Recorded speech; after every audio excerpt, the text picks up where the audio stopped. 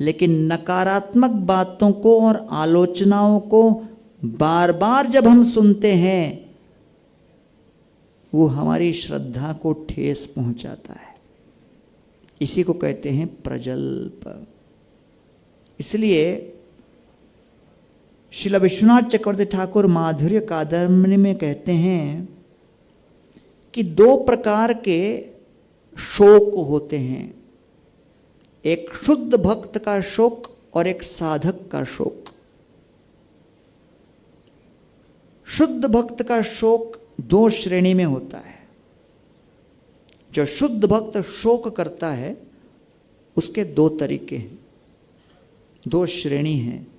प्रथम श्रेणी शुद्ध भक्त शोक क्यों करता है? वो कहता है सेवा करने का सामर्थ्य मेरे अंदर नहीं है। दूसरे प्रकार का शोक जब शुद्ध भक्त करता है वो क्या? अरे जीवों के प्रति मेरे मन में कोई करुणा ही नहीं, इसलिए मैं कुछ कर नहीं पा रहा हूं, न भक्ति कर पा रहा हूं, न प्रचार कर पा रहा हूं। ये शुद्ध भक्त के दो प्रकार के शोक होते हैं। लेकिन साधक के तीन प्रकार के शोक होते हैं। जो साधक भक्त हैं उसके तीन श्रेणी के शोक होते हैं। पहला अज्ञान। अज्ञान से उत्पन्न होता है विषाद। विषाद को अंग्रेजी में कहते हैं मोरोजनेस, बिल्कुल उदास कि क्या हो रहा है ये। साधक का दूसरा शोक होता है आसक्ति के कारण। आसक्ति से उत्पन्न होता है असंतोष। तो अज्ञान से उत्पन्न होता है विषाद, आसक्ति से उत्पन्न होता है असंतोष। और तीसरा जो साधक के जीवन में जो शोक है वो किससे उत्पन्न होता है? अहंकार से। अहंकार से उसके मन में चार विभिन्न परिणाम उत्पन्न होते हैं। पहला क्रोध की भावना, दूसरा प्रतिकार की भावना रिसेंटमेंट, तीसरा निरुत्साह उत्साह क्षीण हो जाना, और चौथा द्वेष कि मैं श्रेष्ठ हूं लेकिन मेरा सम्मान नहीं किया जा रहा है। तो ये चारों प्रकार के जो भाव हैं ये अहंकार से उत्पन्न होता है साधक के मन में। क्रोध, प्रतिकार, निरुत्साह और द्वेष। तो क्रोध भी बहुत बड़ा वैरी है, और कभी कभी भक्ति करते हुए भी हम अपने हृदय के अंदर क्रोध का आक्रमण अनुभव करने लगते हैं। इसलिए गीता में भगवान क्या कहते हैं? त्रिविधम नरकस्येदम द्वारम नाशनमात्मन कामम क्रोधम तथा लोभम तस्मात् एतत्त्रयम् त्यजेत्। काम, क्रोध और लोभ, इन तीनों से हमें बचना है। ये तीनों नरक के द्वार हैं। तो इसलिए अज्ञान से विषाद, आसक्ति से असंतोष और अहंकार से क्रोध, प्रतिकार, निरुत्साह और द्वेष, ये सब प्रकट होते हैं साधक के जीवन में। कई वर्ष पूर्व मैं येरवाड़ा जेल पुणे में लेक्चर के लिए गया था। 500 कैदी मेरे सामने बैठे हुए थे प्रोग्राम में। आप में से कई लोग शायद जेल नहीं गए होंगे, मैं तो जाता रहता हूं प्रचार करने, और जेल का प्रोग्राम मुझे बहुत पसंद है। क्यों पता है? उसमें श्रोता गारंटीड होता है। कितने लोग आएंगे पहले से निर्धारित होता है। एडवर्टाइज करो नहीं करो कुछ पता नहीं पड़ता। मैंने ये प्रोग्राम के बारे में पूछा था, भाई कितने लोग आएंगे? बोले नहीं कितने लोग मत पूछो, पूरा हॉल भर जाएगा। मैंने कहा पक्का क्या? बोले हाँ हाँ निश्चिंत रहो। तो मुझे उस समय लगा नहीं कि होगा, लेकिन आज देख के अच्छा लग रहा है कि बहुत लोग यहाँ पर आ गए।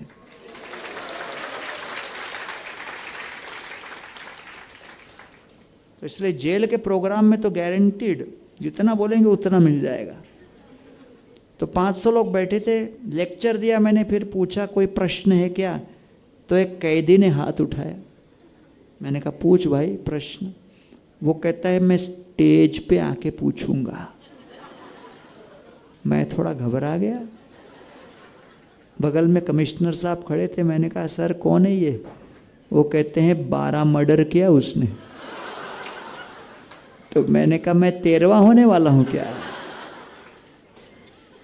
तो उन्होंने कहा नहीं नहीं चिंता मत करो, आने दो, पुलिस प्रोटेक्शन है आपको। तो उसने स्टेज पे आके प्रश्न किया। प्रश्न करने के बाद मैंने उत्तर दिया तो सब ताली बजाने लगे उसके उत्तर को देखकर। भैया जबरदस्त ये तो प्रश्न पूछा है इसने। तो उसके बाद मैंने उस कैदी को अलग से बुलाकर कहा कि भाई इतनी कम उम्र में इतने सारे अपराध आपने किए जिसके कारण उम्र कैद हो गई, सोचा नहीं कि क्या परिणाम होगा? और उसने कहा जब क्रोध हावी हो जाता है वो हमारे विवेक शक्ति को आवृत्त कर देता है। और आज की आधुनिक शिक्षा प्रणाली में छात्रों को केवल एक ही शब्द सिखाया जा रहा है, विजय विजय विजय, success, how to be success. लेकिन वैदिक सभ्यता और संस्कृति और वैदिक शिक्षा के अनुसार विजय की आधारशिला होती है सबसे पहले विवेक, फिर वैराग्य, फिर विनय। जब विवेक, वैराग्य और विनय होगा तब जाकर असली विजय हम अनुभव करेंगे। जब तक स्वयं अपने मन, बुद्धि, अहंकार और आदतों और विचारों के ऊपर, अभिलाषाओं के ऊपर, इच्छाओं के ऊपर विजय प्राप्त नहीं करेंगे तो बाहर के सत्ता के ऊपर हम क्या कुछ विजय प्राप्त कर पाएंगे। तो इसलिए उस कैदी ने कहा कि भाई एक बात बताऊं कि भाई जब से मैं जेल में आया हूं हमें काम दिया गया। जेल के अंदर अलग अलग काम दिए जाते हैं कैदियों को।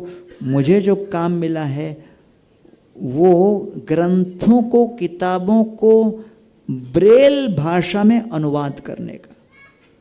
ब्रेल अर्थात जो अंधे हैं, जो नेत्रविहीन हैं, देख नहीं सकते, उनके लिए वो भाषा है ब्रेल, उसमें अनुवाद कर रहा हूं।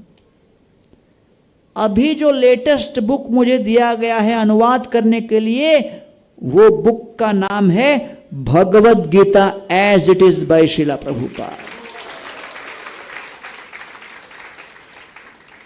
तो उन्होंने कहा इस ग्रंथ को पढ़कर मेरे मन में इच्छा जागृत हुई है कि मैं कुछ सत्संग करूं और अपने जीवन को सुधारूं। तो फिर हमने विचार किया कि चलो सत्संग आरंभ करेंगे। हमने वहाँ पर येरावाड़ा जेल में साप्ताहिक भगवद गीता लेक्चर्स आरंभ किया। 4-5 साल तक वो चला और लगभग 100 कैदी 16 माला करने लगे उसमें।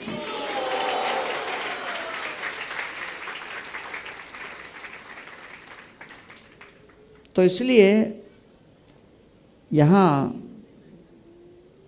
बहुत सुंदर शब्दों में वर्णन किया गया है श्रीला विश्वनाथ चक्रवर्ती ठाकुर के द्वारा कि there is the distress of the pure devotee and the distress of the struggling sadhaka। शुद्ध भक्त का जो कष्ट है वो क्या है? अरे सेवा का सामर्थ्य नहीं और जीवों के प्रति करुणा नहीं, लेकिन जो साधक भक्त की पीड़ा है वो अज्ञान से विषाद, आसक्ति से असंतोष और अहंकार से द्वेष, निरुत्साह, प्रतिकार और क्रोध।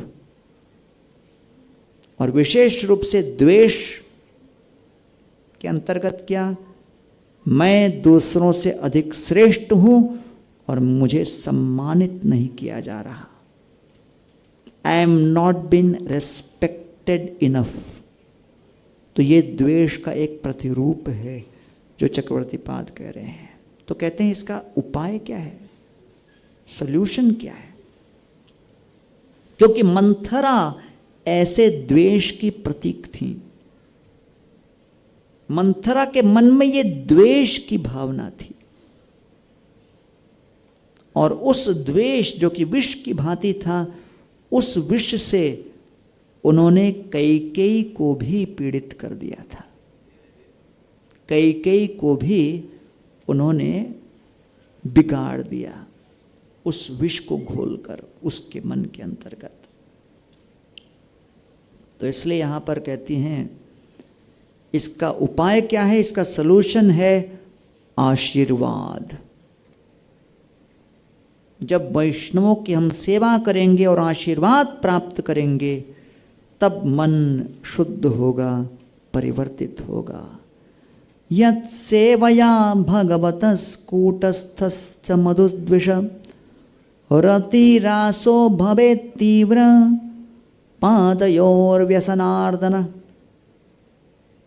जब महान वैष्णवों की हम सेवा करें शिष्य के भाव में, रति रासो भवेत् तीव्र, तीव्र भक्ति करें, तीव्र भावना के साथ सेवा करें। पादयोर व्यसनार्दन, तो ऐसे महान संतों के चरणों की सेवा करके उस चरण रज के आशीर्वाद से हमारे अंदर के अनर्थ नष्ट होंगे। दुरापाहि अल्प तपसा सेवा वैकुंठ वर्तमसु यत्रोपगीयते नित्यम देवदेवो जनार्दन। जिस व्यक्ति ने अपने जीवन में समुचित तपस्या नहीं की, उसको अपने जीवन में महान वैष्णवों की सेवा करने का अवसर प्राप्त नहीं होगा। तो आप लोग अंतर्राष्ट्रीय कृष्ण भावना अमृत संघ के अंतर्गत आकर श्रीला प्रभुपाद जी के आंदोलन से जुड़ गए, ये इस बात का प्रमाण है कि आपने अपने पूर्व जन्म में कई इस प्रकार के पुण्यों का संचय किया है, वैष्णवों का आशीर्वाद प्राप्त किया है, जिसके कारण आज आप सत्संग में जुड़ गए हो। अन्यथा ये संभव नहीं।